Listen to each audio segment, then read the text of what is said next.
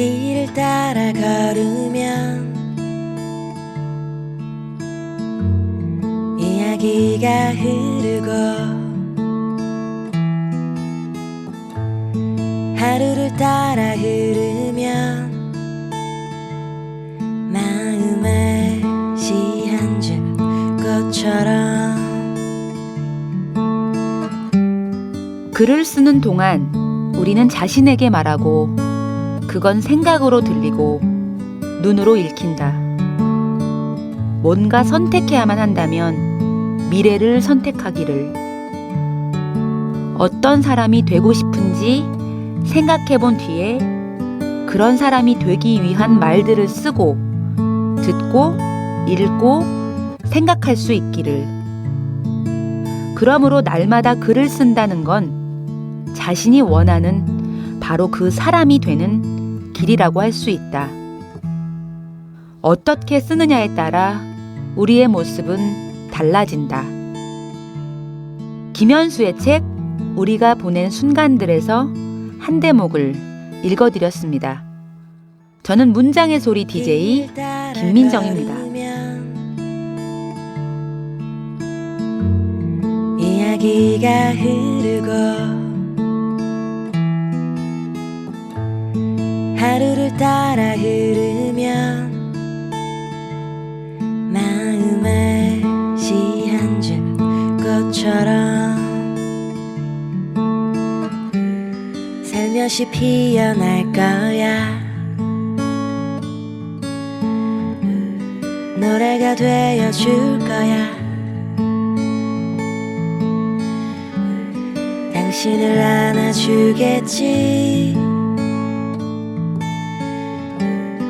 그러니 귀 기울여봐.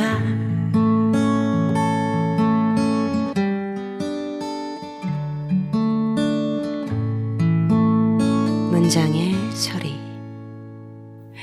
문장의 소리 고향예고 특집 공개방송 2부에서는 이곳 문예창작학과에서 시를 공부하고 있는 18살 3명의 여학생들을 모시고 함께 이야기를 나누어 볼까 합니다. 안녕하세요. 안녕하세요. 마이크를 좀 당겨서. 다 18살 맞아요? 네. 18살. 요즘에 18살은 이렇게 생겼구나. 내 딸뻘이잖아. 내가 일찍 결혼했으면 이런 딸 낳았지. 내 40살이니까. 각자 저기 끝에부터 인사를 좀 해주세요. 내 이름을 모르니까. 안녕하세요. 고양예술고등학교 2학년 백들입니다. 일산에 살고 있고 저는 시를 쓰고 노래를 만드는 일을 좋아해요. 이름이 백들? 네. 형제 어떻게 돼요? 언니 한 명 있어요. 언니 이름 뭐야? 솔이요. 백소리? 백솔. 아, 솔? 네. 아, 네. 그 다음에 또? 안녕하세요. 고양예술고등학교 문예창작과 2학년 서수빈입니다. 고양시에 살고 있고 시를 전공하고 있고 저는 낭랑 18세라는 말이 잘 어울리는 밝은 성격을 가지고 있습니다. 누가 어울린대? 또 내 옆에. 안녕하세요. 저는 고양예술고등학교 문예창작과 2학년 이양진이라고 합니다. 저는 현재 고양시에 살고 있습니다. 뭐든지 열심히 잘 하기 위해서 노력하며 살고 있습니다. 기대도 많고 실망도 많고 사랑도 많은 18살입니다. 셋 다 고향 살아요? 네. 그게 꼭 말해야 되는 이유야? 생각 못 해봤죠. 고향 어디 살아요? 저 일산이요. 일산 주엽동. 여기는? 저 식사동 살아요. 여기는? 저 들이 옆집 살아요. 옆동 살아요. 나도 일산 살았었어요. 지금은 파주 살지만. 아, 파주 있어, 파주? 아, 오, 맞네. 나는 교화. 이런, 파주는 나중에 더 가까이. 나는 안양예고에서 선생을 좀 했어가지고, 그래서 학생들이 일찌감치 문학을 한 친구들의 그 어려움도 알고, 고충도 알고, 미래도 알아요. 쉽지 않아. 지향이처럼 잘 된 경우도 있지만 지향이가 못된 친구들 되게 어려워. 왜냐하면 애지간히 잘 쓰는데 잘 안 되는 거지. 그런 어려움이 있어요. 글을 보는 눈은 너무나 뛰어난데 손이 안 따라주지. 그 간극이 점점 커지게 될 건데 아무튼 난 너무 부정적인 얘기를 먼저 시작을 했는데 어떻게 해서 문예창작학과에 오게 됐는지 우리 소리부터. 들이. 언니가 더 인상적이었나 보다. 저는 일단 문창과가 있다는 사실은 초등학교 4학년쯤에 알게 됐어요. 그리고 예고에 문창과가 있다는 것은 중학교 1학년 때 알게 되었는데 글을 쓰고 싶다는 생각을 항상 하고 있었기 때문에 정보 같은 걸 이것저것 찾아보다 보니까 자연스럽게 알게 되었던 것 같고요. 그래서 고향예고 100일장에도 중학교 1학년 때부터 3학년 때까지 3년 동안 계속 다녔었고 그래서 자연스럽게 여기 문창과를 희망하게 되었던 것 같습니다. 원래 글 좋아했어요? 네. 글 쓰고 책 읽는 거? 네. 원래 고양시 살았고? 저 8살 때부터 살았어요. 그렇구나. 또? 저는 중학교 2학년 때 저희 학교에 문예창작학과가 있다는 사실을 알게 됐고요.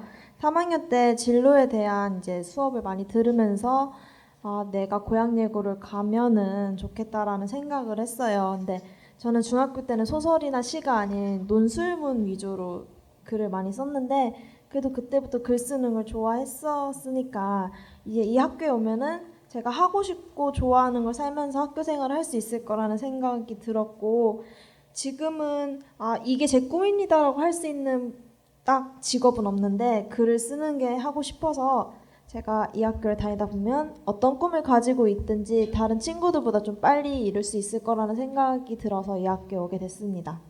또 우리 화장한 언니. 속눈썹이 연락이로. 자연. 아무튼. 저는 이 학교를 고향예고 신입생 모집 끝나기 이틀 전에 알았어요. 그때 되게 의미 없이 다니던 수학학원에서 엄청 혼난 적이 있었는데 그때 든 생각이 이 세상에는 수학 공식보다 더 대단한 뭔가가 있을지도 모른다고 생각을 했어요. 근데 마침 그때 제가 좋아하던 남자애가 한 명 있었는데 그 남자애가 연기학교를 준비하고 있었거든요. 근데 딱 든 생각이 나중에 그 애가 출연할지도 모를 한 공연의 원작자가 되고 싶다는 생각을 했어요. 그래서 글을 전문적으로 쓸 수 있는 곳이 있다고 해서 알아본 곳이 고향예고 문예창작학과였어요. 그래서 바로 신입생 신청하고 일주일 정도 습작하면서 붙어서 오게 되었어요. 습작을 일주일 하고 여기 왔어요? 수학을 하다가? 누가 네. 보면 수학자인 줄 알 것 같은데. 그 남학생 아직도 만나요? 아직도 흠모해요? 아니요. 걔는 연기학교 갔어? 네. 잘생겼었나 보구나. 네. 그 문창과가 전국에 고등학교가 많지는 않잖아. 대학은 너무 많죠. 그래도 갈 곳이 없지. 왜?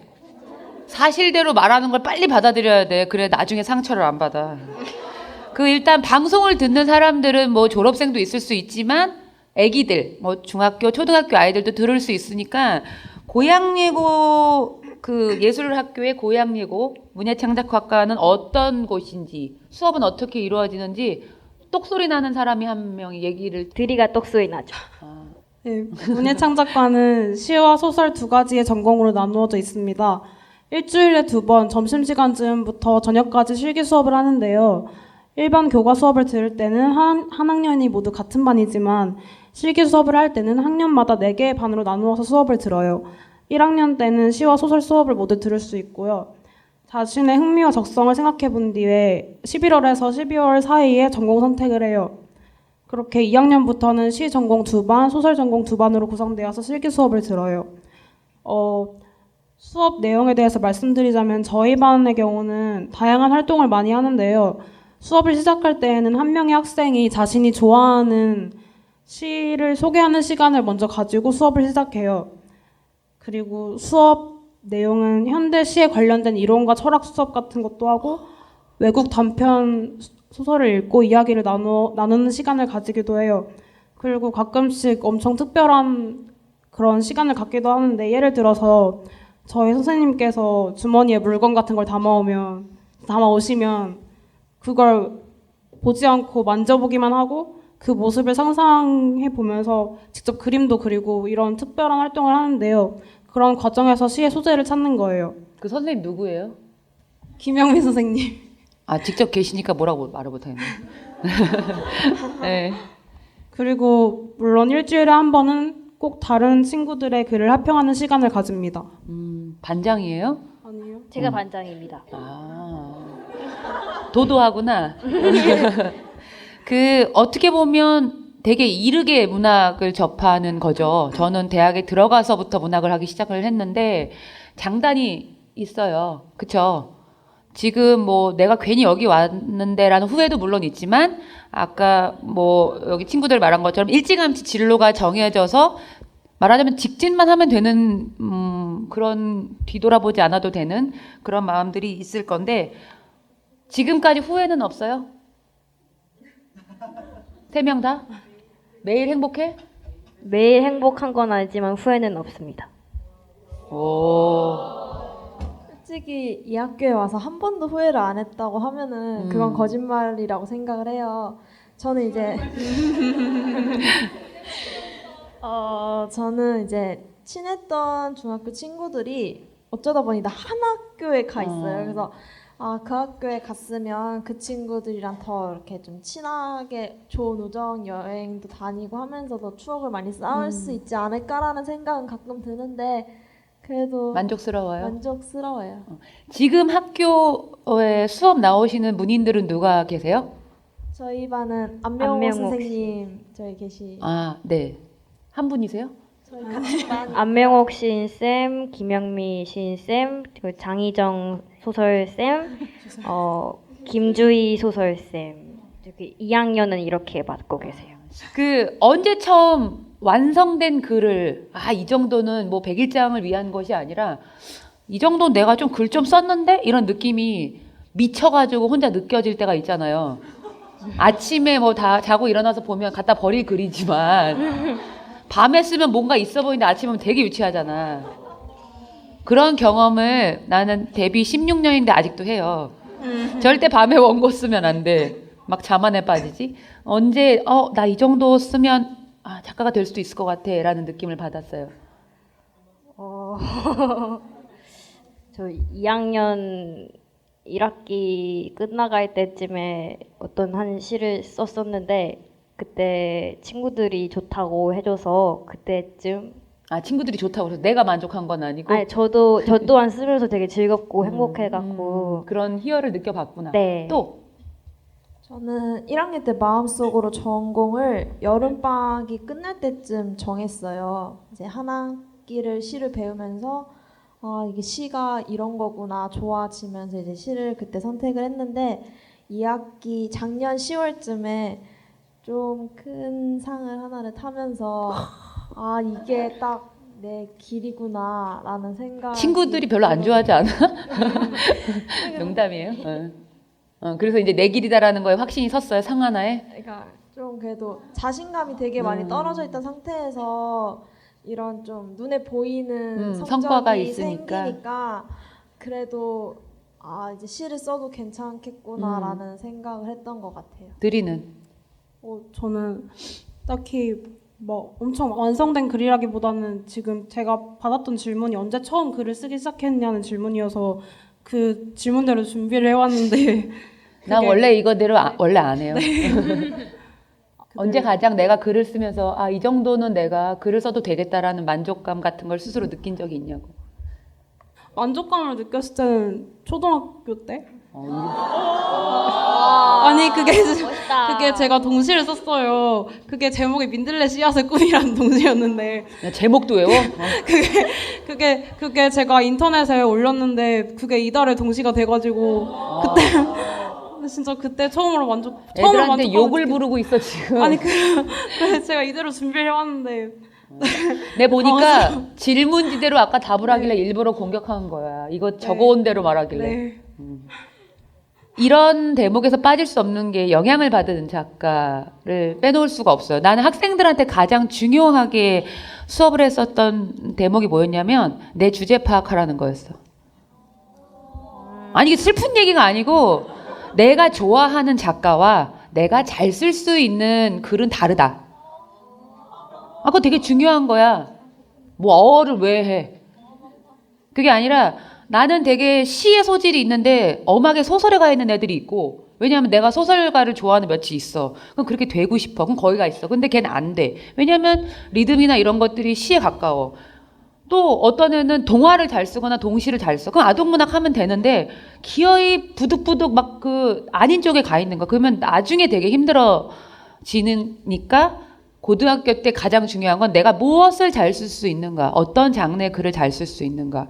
나는 소설을 쓰려고 대학을 들어갔다가 대학교 4학년 때 학교 다니면서 쓴 시가 덜컥 당선이 돼서 뭣도 모르고 그냥 시인이 된 건데, 그러니까 내가 고생을 했기 때문에, 그래서 내가 좋아하는 것과 내가 잘할 수 있는 것의 구분은 분명히 해야 되는데, 좋아하는 작가를 들어보면 그 친구가 쓰는 글하고 맞춰보면 얘가 바른 길로 빠른 길로 가나 아니면 돌아가나 이걸 느낄 수가 있거든요. 저는 이 3명의 친구의 글을 본 적이 없지만 여러분들은 본 적이 있으니까 좋아하는 작가를 얘기하면 바른 길로 가는지 아니는지 가늠을 한번 해주세요.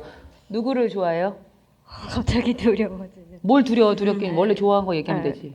제가 좋아하는 책들은요. 작가나 책들. 네. 하재현 시인님의 세계의 모든 해변처럼이라는 시집도 좋아하고, 김승일 시인님의 에듀케이션이라는 시집하고, 강성은 시인님의 구두를 신고 잠이 들었다라는 시집들에서 가장 많은 영향을 받았던 것 같아요. 근데 저는 이야기를 시 속에 담는 거를 되게 좋아하는데, 네, 맨 처음에는 시를 배우는 입장이니까 어떤 방식으로 시를 써야 되는지 모르겠는데 이 책을 읽으면서 되게 많이 배웠던 것 같아요. 네. 승일이 거 이런 거 보고 배우기 어려운데. 배우긴 어렵는데 그런 분위기가 좋잖아요. 아무래도. 유행하는 분위기라고 할 수 있죠. 네. 하지만 제 마음속엔 영원히. 그렇게 쓰기는 어려워. 그렇게 쓰는 것도 좋지 않아. 네. 아니 나는 직언을 하니까. 감사합니다. 또 저는 최근에 가장 영향을 받은 작가는 그 심장이 가까운 말 저자인 박소란 시인인데요. 이제 지인의 추천으로 시집이 출간된 지 얼마 안 된 시점에서 읽어봤는데 제목을 듣는 순간 이거 제목이 너무 좋다라는 생각을 해서 이제 바로 시집을 샀는데, 저는 이제 시가 모든 사람이 쓸 수 있다고 생각을 하고, 그래서 어려운 소재가 아니라 일상적인 생활의 경험도 시가 될 수 있다고 생각을 해요. 그래서 저는 주로 저의 경험을 시에 많이 쓰는 편이거든요. 그래서 이런 면에 있어서 어두운 일상을 이제 감성적으로 담아내는 박소란 시인의 시집을 인상 깊게 읽었습니다. 소란이를 좋아하는 거. 또 저는 김혜란 작가의 달려라 앞이랑 김소연 시인 눈물이라는 뼈라는 책을 좋아해요. 김혜란 작가님의 책에서는 소설 안에 시가 들어있는 듯한 느낌을 되게 좋아해서 그걸 담고 싶었고, 그리고 눈물이라는 뼈라는 시집에서는 뭔가 제가 슬픈 시를 쓰는 걸 좋아했는데 이 시집에서도 뭔가 슬프면서도 아름답게 느껴지는 화자들의 그런 삶 같은 게 좋아서 계속 읽었던 것 같아요. 내가 향지한테 뭐라고 한 게 아니라, 왜냐하면 가장 문제는, 내가 갑자기 강의하는 사람이 됐네. 요즘 시가 나오면 요즘 시만 본다? 왜냐하면 그게 구하기 쉽고 가까이 있고 뭔가 있어 보이고 좋거든. 이럴 때 시대를 거슬러 올라가서 책을 보면 혼자만의 독특한 개성을 가질 수 있어요. 그러니까 서정주 되게 만만한 것 같고 다 읽은 것 같지만 서정주 다시 보면 너무 놀랍고, 박용래 다시 보면 너무 놀랍고, 그러니까 친구들이 많이 읽는 시를 따라 읽는 거, 유행하는 거 읽는 것도 좋지만 이건 나만 아는 시인인데, 뭐 김구용이라든지 막 이런 역사적인 인물들 중에서 찾아서 내 풍을 찾는 것, 분명히 나와 닮은, 내가 닮아갈 수 있는 시인들이 있다는 거. 내가 누구 좋아하냐고 물어봤을 때 다 엇비슷해서, 요즘 아이들한테 물어보면 다 비슷해.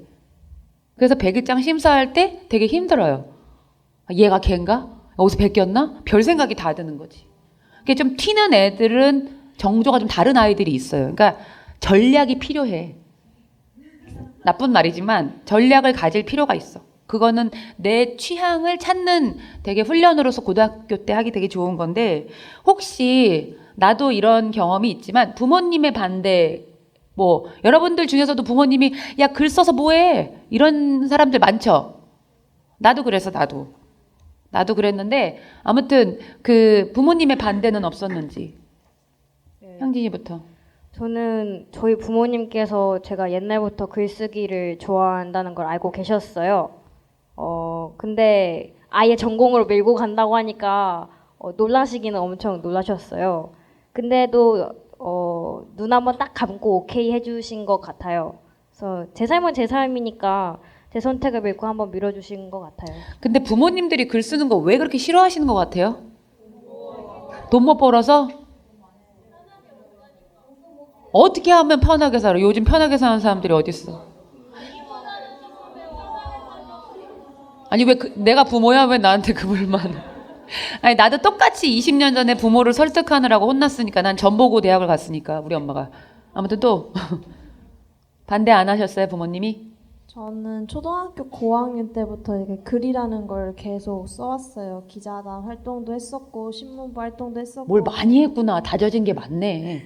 근데 이제 그때 계속 썼던 게 소설이나 시처럼 이렇게 감성적인 글이 아니라 형식적인 글을 많이 써서 저는 좀 고민을 많이 했어요. 저 스스로. 근데 제가 고민을 많이 하고 있을 때 부모님이 이 학교를 한번 가보는 게 어떻겠냐라고 추천을 해줘서 이제 마음에 좀 한 겹 딱 이제 가야겠다라는 생각을 했었고, 그때 저희가 지금 문학제를 하고 있는데 7기 선배들이 문학제를 하고 계셨어요. 그 당시에. 그래서 이 학교를 와서 딱 그걸 보는 순간 나도 이렇게 하고 싶다라는 생각이 들어서 저는 그때 정하고 이제 이 부모님의 학교 전폭적인 지지가 있었구나. 저 같은 경우에는 반대보다는 지지에 가까우셨던 것 그것이 같아요. 나중에 얼마나 큰 부담으로 올지는.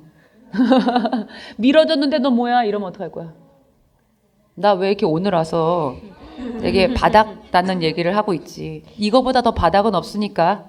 또 저는 부모님이 진짜 반대하셨어요. 1년 넘게. 중학교 때 공부를 잘했어요? 저는 1학년 때까지는 열심히 했는데 부모님이 제가 하고 싶은 걸 자꾸 반대하셔가지고 2학년 때부터 반항한다고 막 다찍고 자고 이랬어요. 글 쓰겠다고?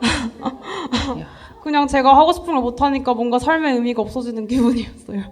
그래서 그때부터 공부는 중학교 때는 한 2학년 때부터는 잘 안 했어요, 공부를. 울 것 같다. 감수성이 있나구나. 그 시와 소설 중에서 하나를 선택해서 이제 전공을 삼잖아요. 오늘 여기 자리에 함께 해준 친구들은 모두 시전공으로 제가 들어서 아는데 맞아요? 네, 맞아요. 네. 어떻게 해서 시와 소설, 평론, 여러 가지가 많지만 특히 시를 쓰게 된 특별한 계기가 있는지 드리부터. 네, 저는 그 중학교 때 인터넷을 돌아다니다가 현대 시를 모아놓은 카테고리가 있었는데 거기 들어가서 현대 시라는 걸 처음 접하게 됐어요. 그 전까지는 교과서에 나온 시밖에 몰랐는데 그때 읽었던 시인 네 분이 김소연 시인이랑 김혜순 시인 그리고 김희듬 시인, 신혜옥 시인 이렇게 네 분이셨는데 뭔가 그렇게 말 같은 게 그렇게 뭔가 신비로운 모양으로 그렇게 뒤틀릴 수가 있구나라는 걸 느꼈어요. 그래서 뭔가 그냥 그런 글들 읽으면 한여름에 정통으로 햇빛 맞는 기분? 그런 게 들어서 그때부터 거기 카테고리에 있는 시들 다 읽어봤어요. 그 중에 김민정 선생님 시도 있었고. 나는 시인이 아니야. 난 좀 빼줘요. 요새 시를 안 쓰고 있기 때문에. 나는 그냥 욕지거리에 불과했어.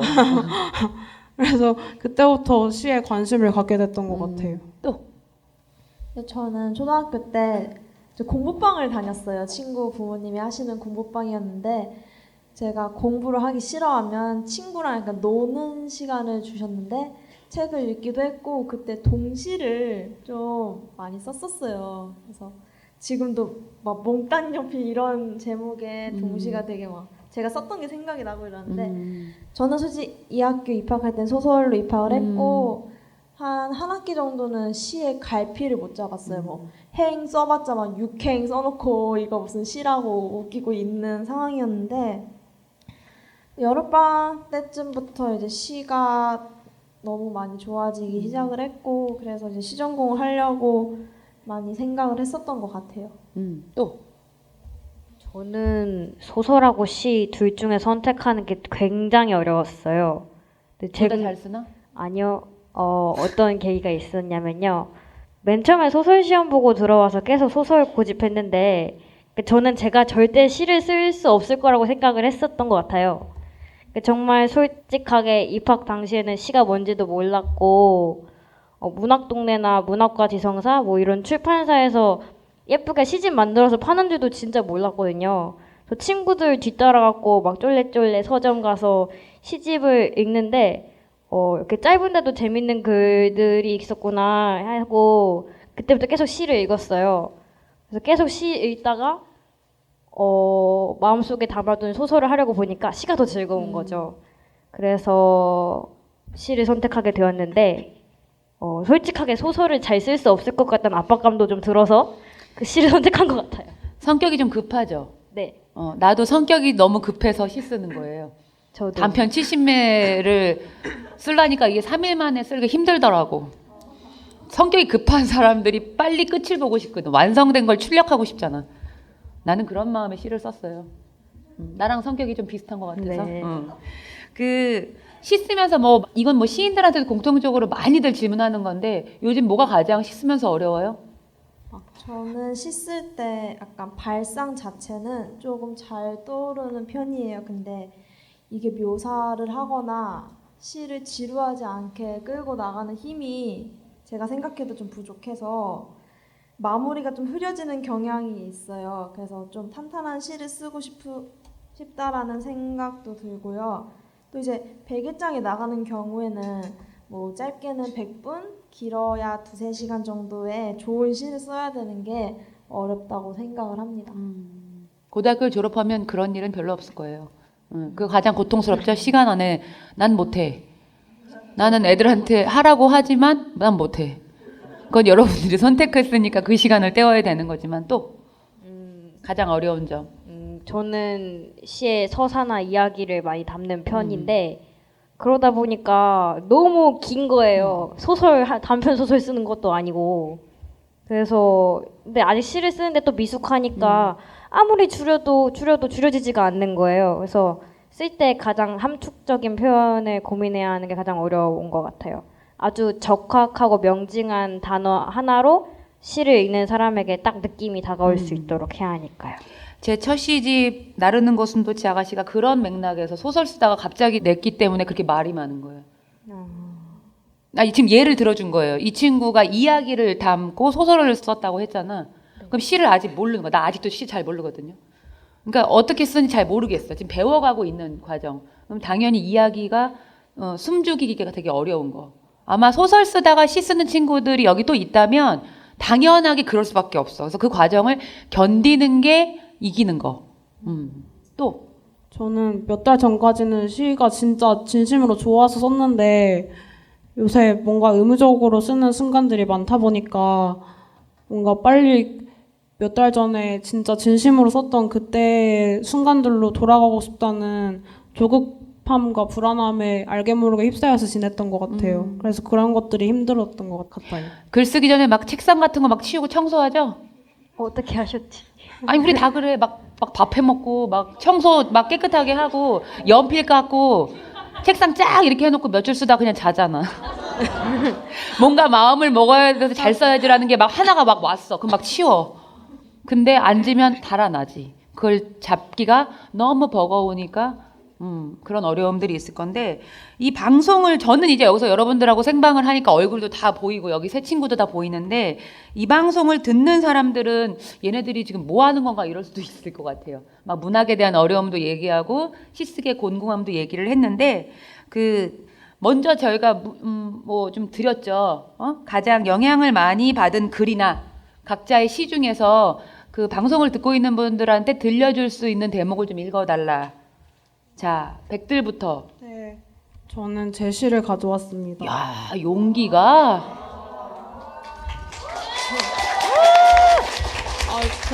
이번에 문집에 실린 시인데요. 보통은 남의 거 읽는데 장난 아니다. 아니, 못 쓴다는 얘기가 아니고. 아니, 나 되게 당황했어. 자기 시들을 막 이렇게 해서. 제목과 함께 읽어주세요. 네, 수도쿠 타임. 나는 균형 맞추는 것을 좋아해요. 늦은 저녁 식사를 마친 신사처럼. 당신이 잠든 낮, 수도쿠를 풀며 조화로운 완성의 규칙을 배워요. 정사각형 속의 정사각형. 겹치지 않는 순간들 속에서 맞물려야 합니다. 숫자들이 가장 아름답게 균형을 이루는 기적을 당신과 함께 보고 싶었어요. 당신의 손은 나의 것보다 크고 우리는 서로 다른 일몰 속에서 잠이 들었어요. 날마다 표정을 바꾸는 한 자릿수의 몽타주. 비어있던 사각형이 닫힐 때마다 신기루였던 우리의 얼굴이 지워져요. 나는 초조히 셈을 하게 되고 해가 가장 낮게 걸려있을 때 비로소 우리는 균형 깨진 서로의 답을 궁금해할까요? 마지막 숫자를 그려놓을 때 나는 유서를 남기는 어린 수학자가 되어요.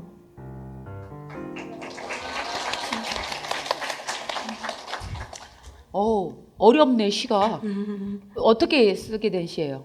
저는 이 시를 가져온 이유가 아까 말씀드렸듯이 제가 진심으로 좋아서 썼던 순간으로 돌아가고 싶은 마음에서 가져왔는데요.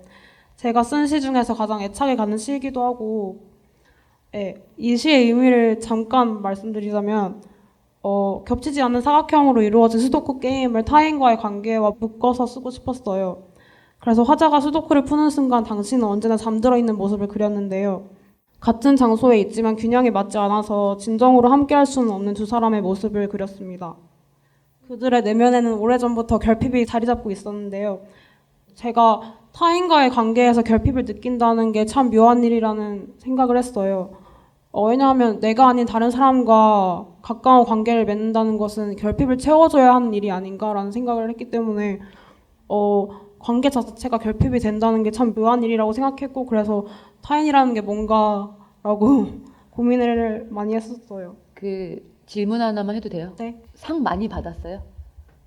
상 많아요?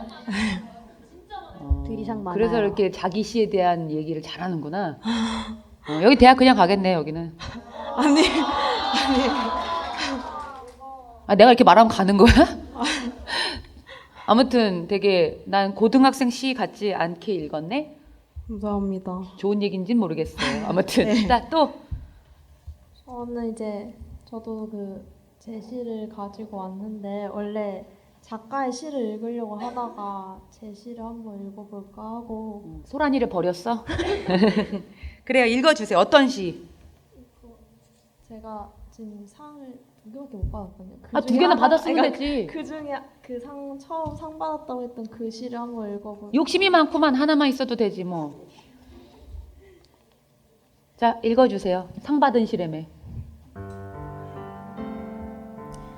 아름다운 날들.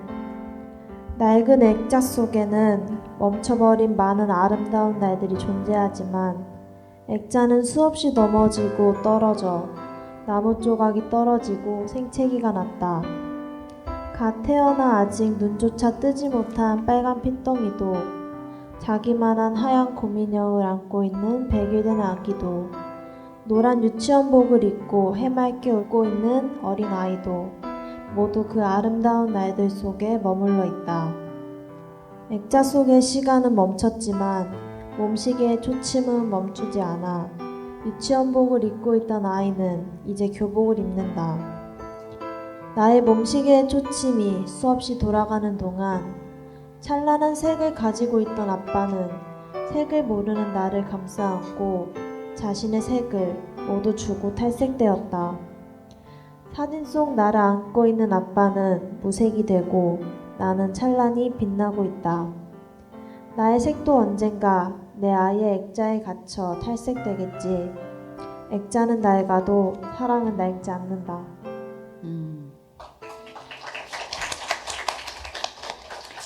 앞으로도 상 많이 받길 바랄게요. 상이 간절하구나. 자, 향진이는?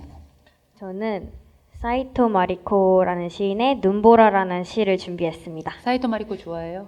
이거 하나밖에 몰라요. 아유, 책을 사서 봐. 안 팔더라고요. 품절됐지? 네. 나 아기 때 다 나왔었던 것들. 아...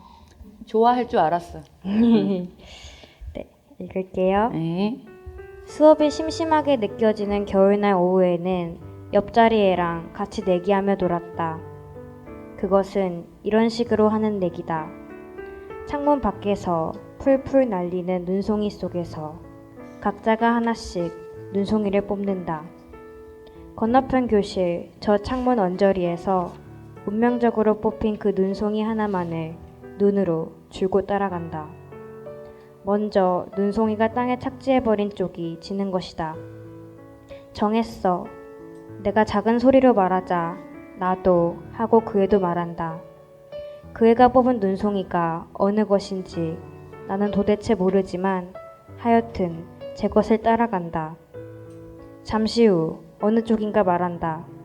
떨어졌어. 내가 이겼네. 또 하나가 말한다. 거짓말해도 절대 들킬 수 없는데 서로 속일 생각 하나 없이 선생님께 야단 맞을 때까지 열중했었다. 놓치지 않도록. 딴 눈송이들과 헷갈리지 않도록 온 신경을 다 집중시키고 따라가야 한다. 다른 모든 눈송이와 아주 비슷하게 생긴 단 하나의 눈송이. 나는 한때 그런 식으로 사람을 만났다. 아직도 눈보라 속 여전히 그 눈송이는 지상에 안 닿아 있다. 기회가 되면 헌책방을 뒤져보세요. 사이토 네. 마리코는 우리도 한때 즐겨 읽었던, 우리는 다 읽었던. 앞으로 여기 이제 문창과를 졸업하면 어쨌든 글과 관련된 일들을 하고 살 가능성이 큰데 앞으로 어떤 사람이 무슨 일을 하는 어떤 사람이 되고 싶어요? 사실 꿈이 있어야 돼. 꿈이 있어요. 있는데 저희 안명옥 시인 선생님께서 되게 많은 파란만장한 삶을 사셨어요. 되게 막 출판사도 다니시고 뭐 기자일도 하시고 시인도 하시고 소설도 써보시고. 근데 저는 다양한 예술 분야에서 막 되게 막 뛰어놀아 보고 싶어요. 막 영화도 뭐 무대 연출하는 거 조금씩 막 도와보고 싶고. 드리가 노래를 한다고 막 그랬는데 저도 작곡하는 거 그런 거 배워보고 싶고 그냥 다양한 예술 분야에서 자유롭게 살아보고 싶어요. 적당한 방황 뒤에 길을 찾길 바래요. 그렇습니다. 또 저는 이 학교에 와서는 꿈이 그냥 막상 작가라고 하기보다는 아직까지는 정해진 길이 없는 것 같아서 그냥 글 쓰는 사람이 되고 싶다라는 생각을 해요.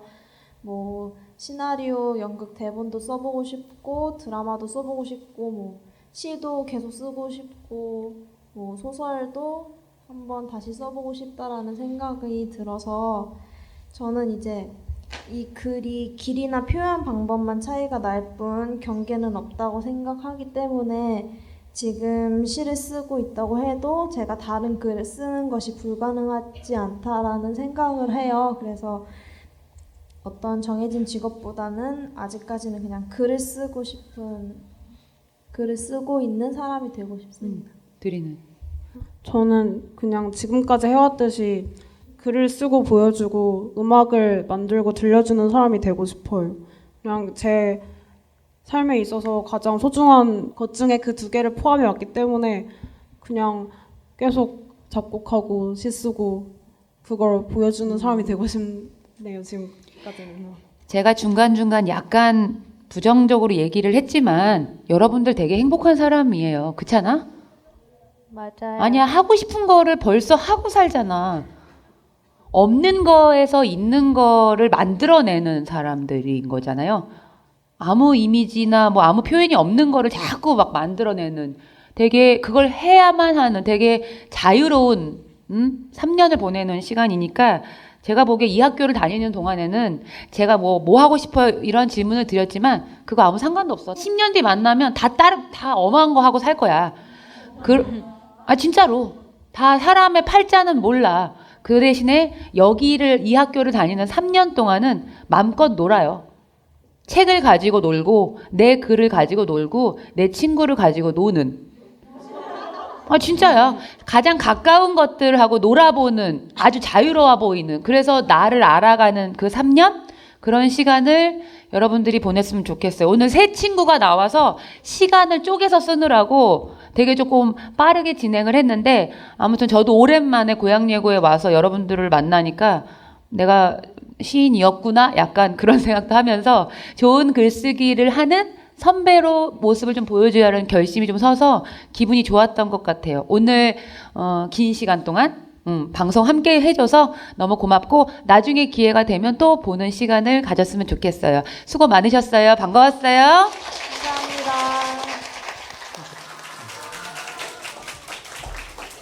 안녕하세요. 저희는 마푸 키키라고 하는 하와이안 음악을 하고 있는 왜 웃으시지? 하와이안입니다. 부산 아이고. 네. 만나 뵙게 돼서 반갑습니다. 네.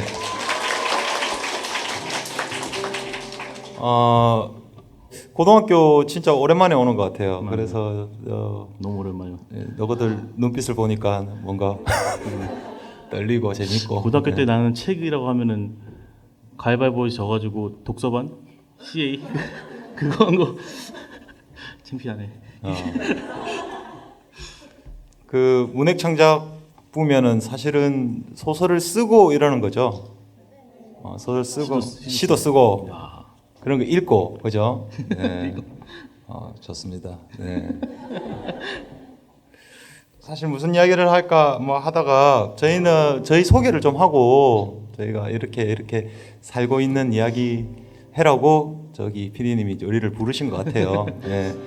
저희들은 이제 음악을 하고 있고요. 네, 음악을 하고 있고 하고 있는 가운데 조금 특이한 게 뭐 당연히 밴드를 하고 앨범을 내고 해서 일이지만은 일보다는 조금 더 좀 우연찮게 만난 인연으로 생긴 우정, 네, 그런 것들을 좀 더 지키고 조금 더 즐기고자 해서 이런 팀을 하는 것 같아요. 같이 만나고 된 곳이 하와이였거든요. 하와이. 네. 이 사람이 이 형이 이 오빠가 하와이에서 아주 오래 살던 사람이야. 오래 살던 사람이었어요. 네. 하와이에 있는 이분이랑 이 오빠랑 컴퓨터에서 채팅하다가 만났어. 네. 컴퓨터에서 채팅하다 만나가지고 나보다 형이거든요. 형님 그런 아름다운 곳에서 살면 좋으시겠어요? 딱딱 치니까 아니에요. 밖에 너무 아름다운데 나 공부한다고 힘들어서 오히려 더 심심해. 뭐 그렇게 하는 거예요. 그래서 나도 아무리 심심해도 한번 그런 데 가서 살아보고 싶다고. 오세요. 그러는 거예요. 근데 거기 가면 뭐 숙소도 비싸고 뭐 힘들 것 같아. 돈이 그렇게 많이 없어. 우리 집에서 있으세요. 그러는 거야. 근데 있으면은 내가 긴 여행을 준비하고 있어서 한 3개월 정도는 있어야 된다고. 그렇게 이야기하면서 진짜 오는 사람 한 번도 못 봤으니까 그냥 진짜 오세요. 그러는 거야. 3개월도 괜찮다. 오세요. 지금 엄청 위험한 발언을 하셨습니다. 그렇게 하고 바로 다음날 비행기를 표를 사가지고 한 달 있다가 바로 갔죠. 한 달 있다 가서 그런 여행을 하면서 이제 만났어요. 하면 3개월 동안 이제 같이 살았는데 그렇게 하면서 좋은 시간들을 보내다 보니까 그곳에 있는 음악들이 사실은 추억으로 다 남아가지고 이 오빠가 한국에 돌아오고 하면서 그런 그때 생활했던 시간들 그런 것들 막 이야기하다가 그러면 우리 그런 노래라도 좀 불러볼까? 그때 우리가 라디오에서 즐겨 들었던 그 하와이 노래들을 같이 불러볼까 하면서 밴드가 시작이 됐어. 그리고 이제 노래를 한 곡 하고 우리가 하와이에서 즐겨 들었던 그 노래들을 한 곡 하고 그러고 또 이야기를 해볼게요. 우리가 이제 하와이 노래 언어로 부른 노래도 있고 뭐 한국말로 우리가 한글로 만든 노래도 있고 근데 이 노래는 키파훌루라는 노래인데요. 하와이 섬들 중에 마우이 섬의 남동쪽에 위치한 작은 마을에 대한 노래예요. 예전에는 북적거리고 되게 아기자기하고 행복했던 동네인데 사람들이 고래 관광 돈을 벌러 다 떠나면서 지금은 한적한 동네가 된 그 동네를 어린 시절을 추억하며 만든 노래가 키파훌루라는 노래가 있습니다. 그걸 들려드릴게요.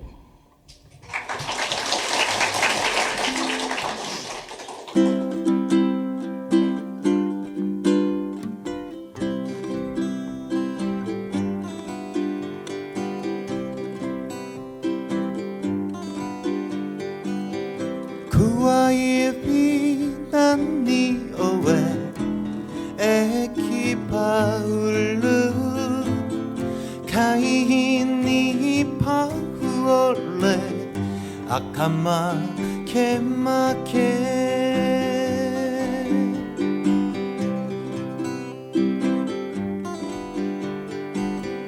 그와의 빛난 네 어웨 에키파울르 카이니 파후올레 아카마 케마케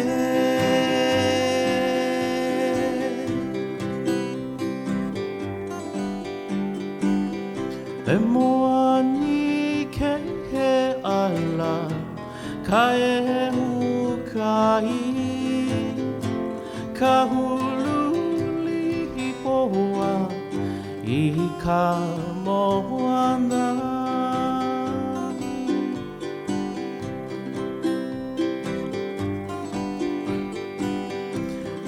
에모아니 케헤 알라 카에우 카이 카훌루리 보아 이카모아나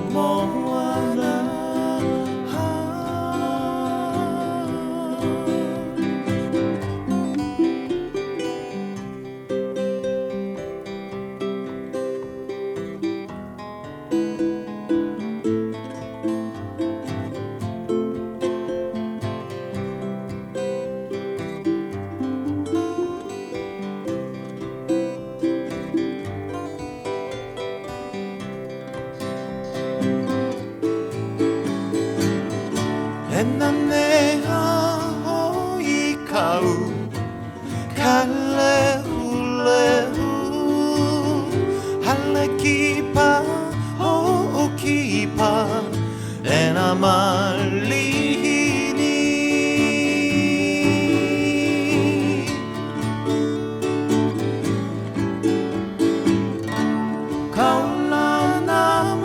카울라나마이네이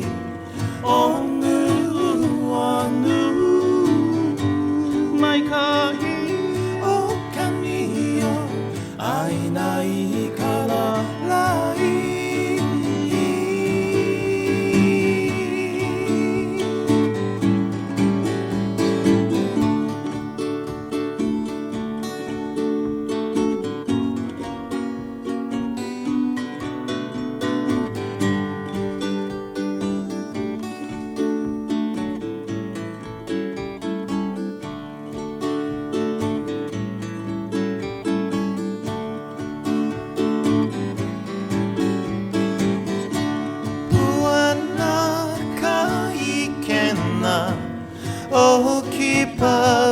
오키파울루 카이니 파구올레 아카마 케마케 카이니 파구올레 아카마 케마케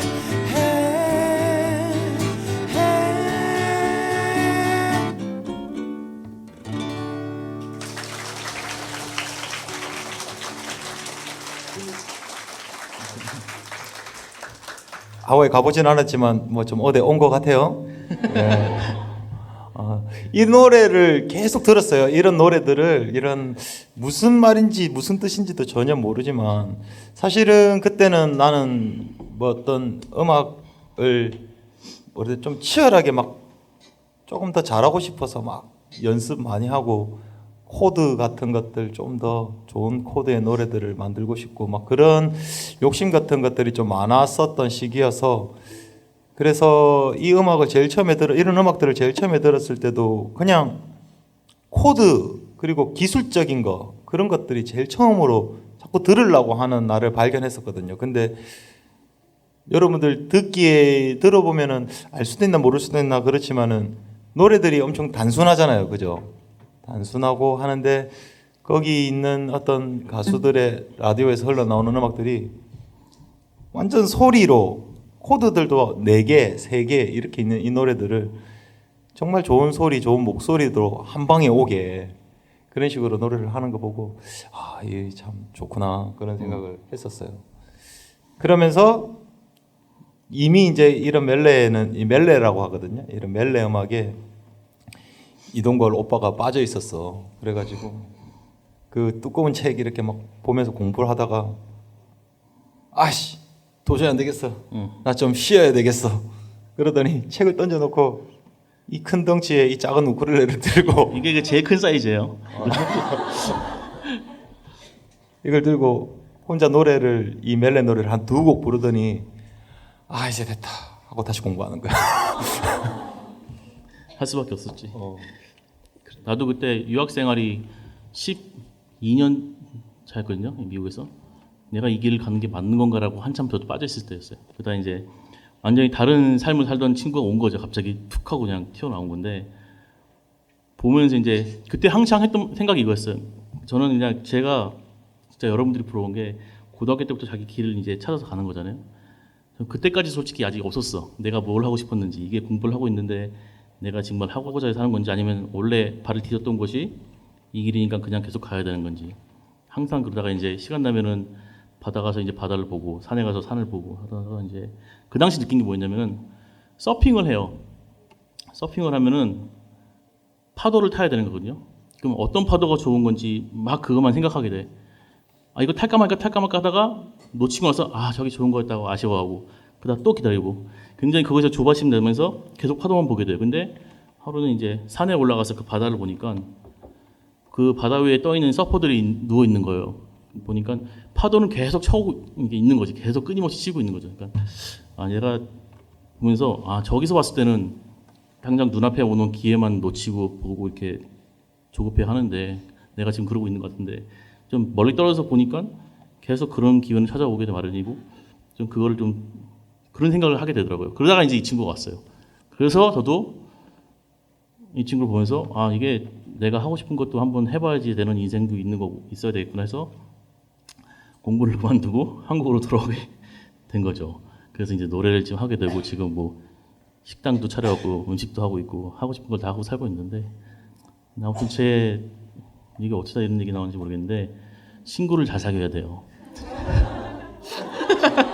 친구 중요하죠. 네. 다음 노래는 저희가 이 문장의 소리 이 프로그램의 로고송을 부르게 됐어요. 네.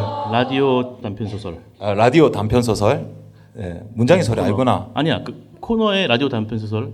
아 아는 척 안 할게요. 어쨌든 로고송을 부르게 됐어요. 네, 그래 하는데 소설을 읽어주는 그런 라디오라고 해서 저희 노래 한 곡 실어가지고 로고송을 만들어 봤는데 그 한 뭐 다음 달? 언제 다음 달부터? 예, 다음 달부터 1년 동안 계속 1년 동안 여러분들 틀면 이제 이 노래를 들을 수 있을 거예요. 이 노래를 들을 수 있는데 원곡으로 오늘은 원곡으로 들려드릴게요. 예. 저희들이 만든 노래 중에 첫 번째 노래야. 첫 번째 노래. 예. 말가리타 들려드릴게요.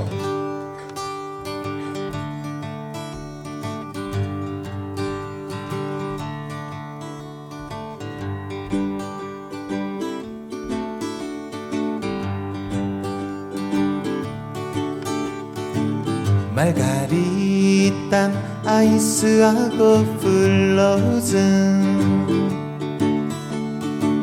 말가리탄 아이스하고 플로즌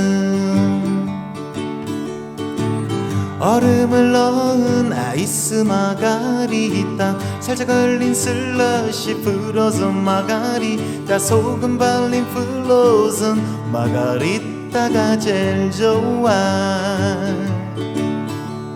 아 좋아 좋아 좋아 좋아 아 좋아 좋아 좋아 좋아 아 좋아 좋아 좋아 좋아 아 좋아 좋아 좋아 좋아 말가리타 아이스하고 플로즌 말가리타 아이스하고 플로즌 얼음을 넣은 아이스 마가리타 살짝 걸린 슬러시 프로즌 마가리타 소금 발린 플로즌 말가리타가 제일 좋아 얼음을 넣은 아이스 아이스 마가리타 살짝 걸린 슬러시 불어서 마가리타 소금 발린 플로즌 말가리타가 제일 좋아 제일 좋아 제일 좋아 제일 좋아 제일 좋아 제일 좋아 제일 좋아 제일 좋아 제일 좋아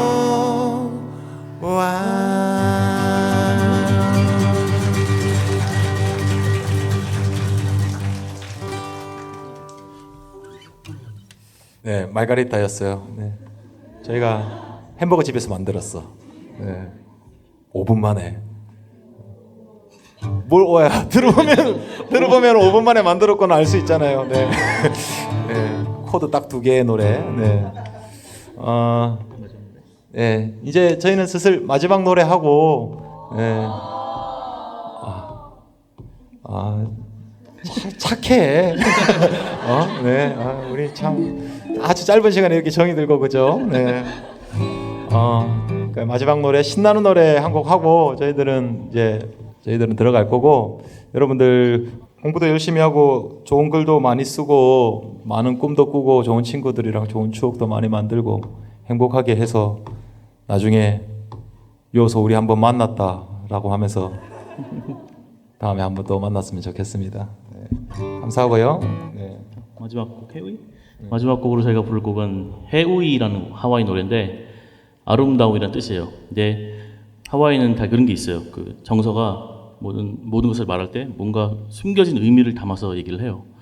이제 이 꽃을 아름다운 이성에 이제 비유를 하는데 가사가 어떤 내용이냐면은 당신 언젠가 이 꽃, 언젠가 다른 이에 한번 꺾였던 꽃, 내게도 한번 꺾임을 당해보지 않겠느냐 이런 식으로 적극적인 구애를 하게 되는 노래죠. 이런 노래를? 해우이 되겠습니다. 해우이 해우이 너 케이케 마이 해부아 호오해 너이 칼라 오오에 카위 알로하 해부아 밀리밀리아이 해우이 해우이 너 케이케 마이 해부아 호오해 너이 칼라 오오에 카위 알로하 해부아 밀리밀리아이 오오에 파이야 코이 헤메야 호오필리 카이리 오오에 카우 만나오 오아오이 칼레이 히난노 오오에 파이야 코이야 호오필리 카이리 오오에 카우 만나오 오아오이 칼레이 히난노 마이노네 마이 논데 마이 오에 굴레이 호카이노 고마카이 후에후 헤아하네 가우한나 마이노네 마이 논데 마이 오에 굴레이 호카이노 고마카이 후에후 헤아하네 가우한나 하이나 하이나 마이 카부아 하이나 해우이 칼라 오오에 카위 알로하 보아 밀리밀리아이 하이나 마이 카부아 하이나 해우이 칼라 오오에 카위 알로하 보아 밀리밀리아이 보아 밀리밀리아이 보아 밀리밀리아이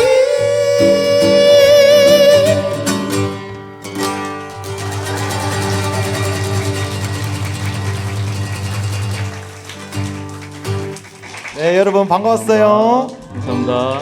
안녕.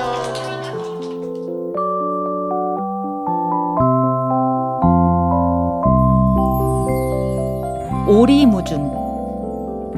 갈수록 오리무중이다. 오리를 가고 나면 또 오리가 무중이다.